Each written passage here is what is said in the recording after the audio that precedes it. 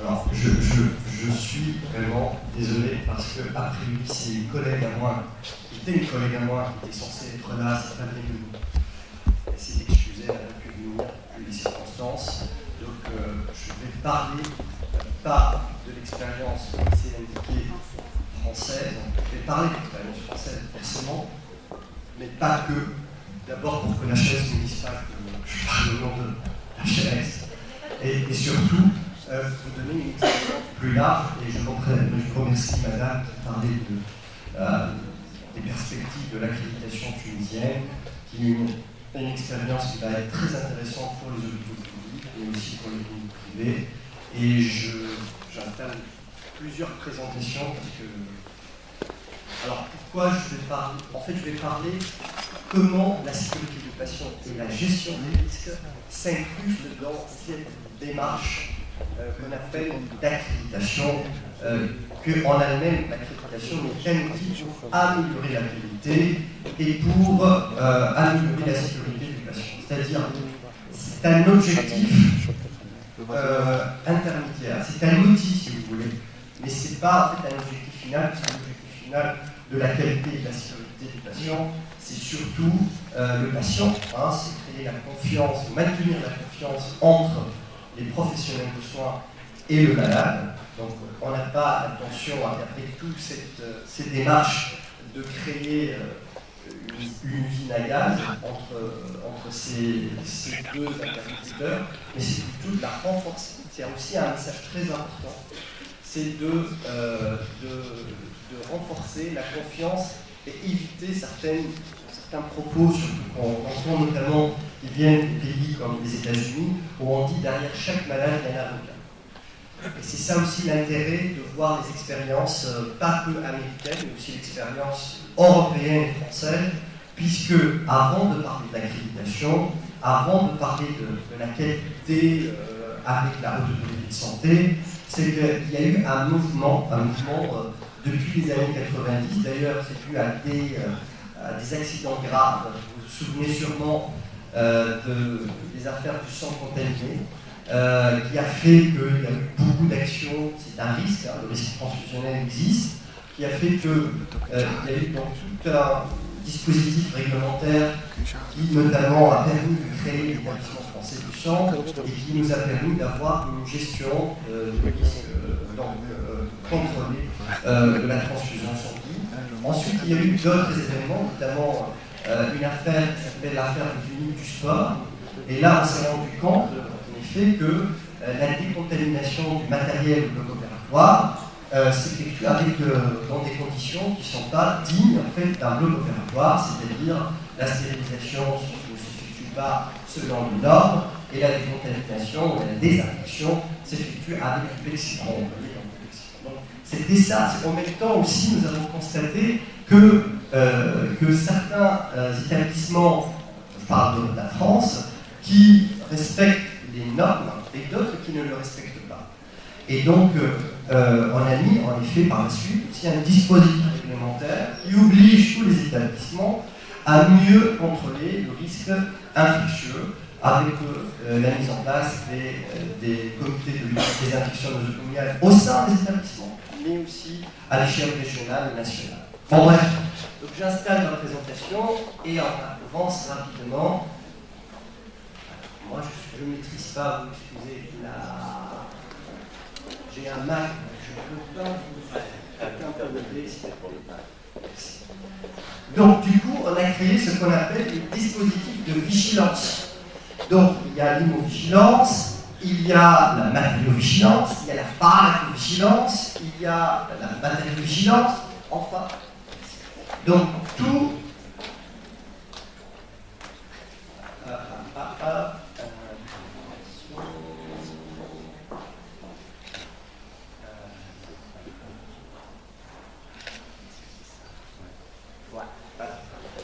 Donc, entre 1984 et 2002, vous voyez, donc là, c'est plutôt une régulation nationale qui était en fait basée sur des vigilances éclatées, vous voyez, propos des activités à risque.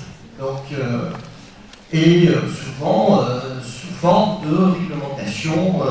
D'ailleurs, la Tunisie à développer pas mal de dispositifs réglementaires qui seront très probablement utilisés aujourd'hui, peut-être mis à jour, mais donc utilisés dans le cadre de la mise en place de cette démarche nationale sur les portails de nation.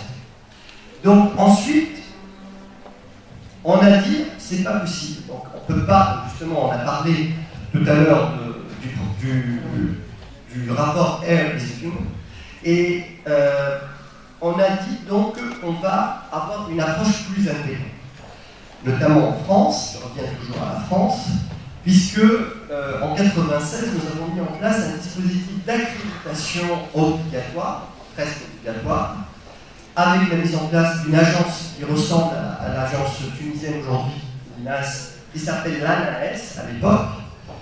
On a aussi mis en place en 2002 l'information obligatoire du patient, de la symptomie d'un événement indésirable avec la loi qu'on appelle la loi Cochet. Vous voyez, donc il y a aussi la gestion des risques, et ce n'est pas seulement l'accréditation, ce n'est pas seulement un dispositif de qualité, mais aussi c'est un dispositif qui implique notamment la société civile, qui peut être en fait sous forme de droit, donc inscrit. Donc qu'en France, on appelle le droit du malade, le droit du patient, la loi Kouchner de mars 2002. L'indemnisation sans faute, ça aussi c'est un sujet très intéressant. Alors aux États-Unis, tout ce qui est gestion des risques aboutit effectivement donc à un processus d'indemnisation par les assurances de responsabilité civile des médecins, mais aussi des hôpitaux, en cas bien sûr d'accident grave. Mais en France, nous avons deux dispositifs, qui est le dispositif d'indemnisation par les assurances médicales, malpractice insurance médicale, mais aussi des hôpitaux, mais aussi par la sécurité sociale. C'est-à-dire que le temps qu'on arrive à comprendre ce qui s'est passé et que le juge, en fait, dit qu'effectivement il y a donc un accident grave et que le malade doit être indemnisé, qui va donner de l'argent à cette famille qui a perdu le père, qui va donner en fait de l'argent à un chirurgien qui a perdu son doigt ou à un menuisier, etc., etc. Donc du coup, la sécurité sociale aussi indemnise les personnes qui ont été donc objet d'accidents, mais aussi objet de l'aléa, l'aléa thérapeutique, merci, excusez-moi, de l'aléa thérapeutique. Mais c'est-à-dire qu'il n'y a pas effectivement un accident, mais il y a l'aléa thérapeutique. La sécurité sociale en France indemnise le malade. C'est aussi un avantage, et ça n'existe qu'en Europe. Donc ça, après, donc, il y a eu la Belgique, ensuite les Pays-Bas, qui ont suivi le modèle français. Les systèmes d'obligation de déclaration des événements indésirables, excusez-moi, je traduis en même temps, parce que c'est... Et puis, le développement donc, d'un dispositif de système de gestion des risques orienté sur le malade, depuis 2004, puisqu'en 2004, nous avons créé, avec la loi la Haute Autorité de Santé, qui est l'évolution de l'ANS vers la Haute Autorité de Santé.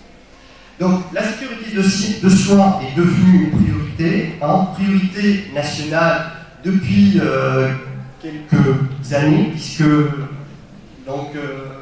Marisol Touraine en France a mis en place un projet stratégique, un plan stratégique de sécurité du patient que vous pouvez d'ailleurs consulter sur le site du ministère de la Santé pour 2014 et 2019. Donc c'est devenu une priorité nationale avec naturellement un outil qui, pas le seul, mais un outil important qui est la Haute Autorité de la Santé, que derrière d'ailleurs vous trouvez pas mal de dispositifs, l'évaluation des produits médicaux et des procédures qui ont été évoquées par la représentante de l'INAS à travers le mot HTA, le Health Technology Assessment, c'est-à-dire l'évaluation des technologies de santé, qui derrière aboutissent à ce qu'on appelle les recommandations de guidelines, donc les recommandations de bonnes pratiques.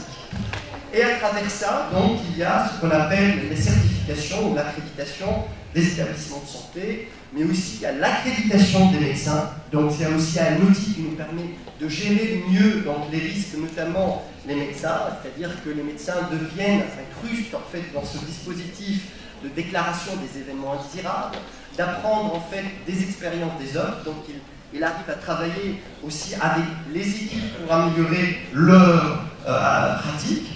Et puis, il y a tous les dispositifs de formation continue qu'on a mis en place et qui est devenu obligatoire. D'ailleurs, on a pris beaucoup de retard en France par rapport aux anglo-saxons, avec tous les dispositifs qu'on connaît aux États-Unis, et au Canada, et en Australie, en Afrique du Sud, connus par le credentialing, la qualification et la gestion des compétences des médecins. Puis, donc, il y a un dispositif ici qui est important, qu'on a introduit en France, qui s'appelle l'évaluation des pratiques professionnelles, qui entre dans un programme connu par le développement professionnel continu que vous connaissez à l'INAS. Sur le plan européen, parce qu'il n'y a pas que la France, que l'Europe travaille aussi, parce qu'il y a un volet santé aux communautés européennes, il y a deux projets, donc ça Sympathie et l'UNFPA, mais il y a d'autres projets qui sont en cours, donc, que vous pouvez d'ailleurs consulter sur le site internet. Seul point que j'aimerais bien en fait rappeler, c'est que dans la démarche française, comme la démarche tunisienne, comme la démarche américaine, comme la démarche canadienne, l'accréditation, comme je vous ai dit, c'est un outil. Cet outil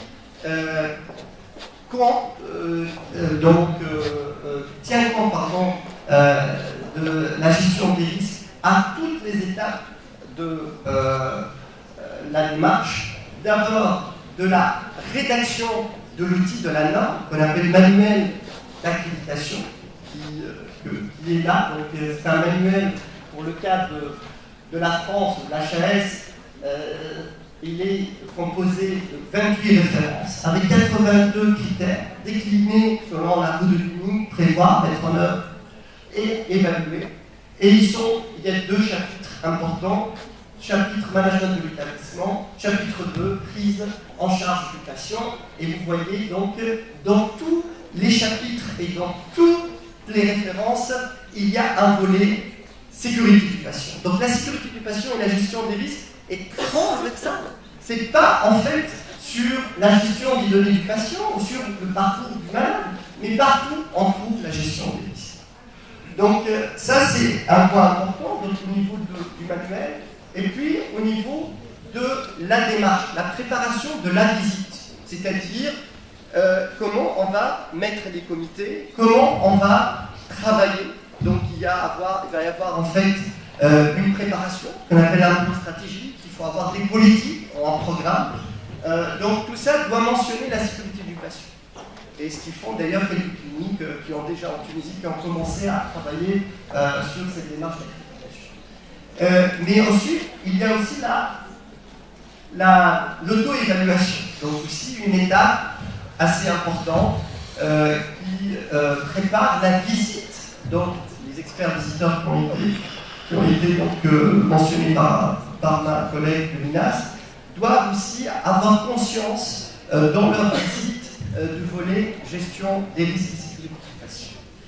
Et enfin, donc, le rapport. Donc, il y a un rapport qui se prépare, et ce rapport, en fait, va être, pour le cas de la France diffusée, ce rapport est très utile, qui peut être utile en tout cas, pour les assureurs. C'est-à-dire, quand je maîtrise correctement les risques dans mon hôpital, dans ma clinique, dans mes établissements, je peux avoir des polices d'assurance clémentes, soit pour tout ce qui est gestion, responsabilité civile, c'est-à-dire en cas d'accident, les dommages donc sont assurés par l'assureur, mais aussi, ça c'est un message pour les cliniques privées qui, d'ailleurs, puisque le programme PAX, il a été initié par le ministère du Commerce pour améliorer la compétitivité de la Tunisie dans l'offre des soins, et ça entre dans une amélioration de l'attractivité de la Tunisie en matière de l'offre de soins pour des patients étrangers.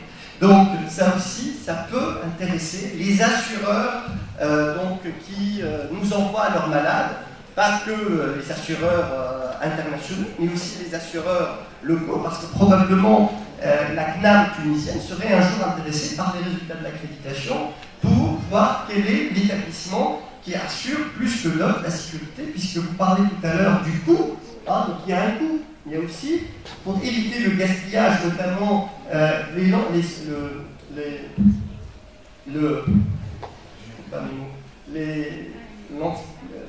durée de séjour peut donc s'allonger parce qu'on n'a pas maîtrisé les infections. Ça a un impact sur le budget de la sécurité sociale de la CNAM, en fait. Donc du coup, la CNAM serait très intéressée par ces rapports-là. Donc vous voyez, tout le système de gestion des risques fait appel à pas mal d'intervenants. Donc la conclusion de ce que je suis en train de vous dire, que ce soit en France, que ce soit au Liban, parce que j'ai travaillé beaucoup au Liban et j'ai mis en place l'accréditation libanaise, avec fierté, je suis tunisien par ailleurs, donc je suis fier que la Tunisie a mis en place la sécurité du patient et le système d'accréditation au Liban, qui est un succès malgré les difficultés de ce pays, notamment géopolitique et interne et communautaire, mais c'est un succès. Mais aussi mon expérience un peu partout dans le monde, c'est pareil, on est dans le même dispositif, que ce soit en France, que ce soit en Tunisie, que ce soit au Liban, que ce soit aux États-Unis, on est presque dans le même schéma de mise en place de la gestion des risques, enfin de la culture ou du dispositif de gestion des risques et la sécurité du patient. Tout ça, donc vous dire qu'on n'est pas loin, donc on peut en fait rattraper notre retard, si on appelle ça un retard, mais il faut un peu donc de leadership, donc ça c'est très important, de la formation, un travail de formation, et un investissement accru dans l'humain, que ce soit dans le public ou dans le privé. Et je voulais donc juste vous rappeler, pour faire au niveau de la gestion des risques, il y a des thématiques sur lesquelles tous les pays, d'ailleurs, ils ont priorisé leurs actions. Et dans tous les pays, ils ont, ça c'est le cas de la France, mais en fait c'est des pratiques qui se trouvent dans tous les manuels, que ce soit le manuel américain GCI, ou le manuel français HAS, ou le manuel canadien de Canada Agrément, ou australien, ils sont toujours autour de ces points qui sont, à mon avis, comme vous, incontournables. Moi, je ne peux pas aller à un hôpital ou une clinique qui ne respecte pas ces pratiques-là. Donc, si on n'arrive pas, c'est un minimum, c'est le basic. C'est quoi? C'est d'abord le programme qualité, le programme de gestion d'amélioration de la qualité, le développement des évaluations des pratiques professionnelles, c'est-à-dire comment j'arrive à exploiter les recommandations de bonnes pratiques, à les mettre sur le terrain, mais surtout à être à jour et surtout à l'appliquer, parce que c'est beaucoup, en fait, on parle beaucoup de guidelines. On connaît les guidelines, mais c'est pas sûr qu'on les applique. Donc c'est ça l'évaluation des pratiques professionnelles, c'est tout un travail de mettre à jour ses connaissances et d'appliquer ces connaissances sur le terrain. Les déclarations des événements indésirables, qui est un des facteurs les plus importants de la gestion des risques. La maîtrise du risque infectieux, donc ça aussi c'est un sujet très très important. Hein, la gestion des plaintes et des réclamations, quand je ne suis pas satisfait, quand je suis victime d'un accident, il y a un dispositif qui est présent. La prise en charge de ma douleur, la prise en charge des droits de malade en soins palliatifs en fin de vie, la gestion du dossier du patient, c'est très important la gestion du dossier du patient. L'accès du patient à son dossier, c'est un droit. Donc malheureusement en Tunisie, c'est pas très clair. Pour l'instant, l'identification du patient à toutes les étapes de sa prise en charge, ça l'identitovigilance aussi est très important. Ce fameux bracelet qu'on met dès que le patient arrive à la clinique ou à l'hôpital, il faut qu'il soit management de la qualité de la prise en charge médicamenteuse, tous les circuits de médicaments, toute la chaîne de médicaments au sein de l'hôpital et de la clinique. La prise en charge des urgences et des soins non programmés, notamment tous les plans blancs, les plans de contingence. L'organisation du bloc opératoire, notamment tout ce qui relève de checklist. La gestion de la salle d'accouchement, ça c'est nouveau en France, la maternité est très importante. Et la gestion du parcours de soins.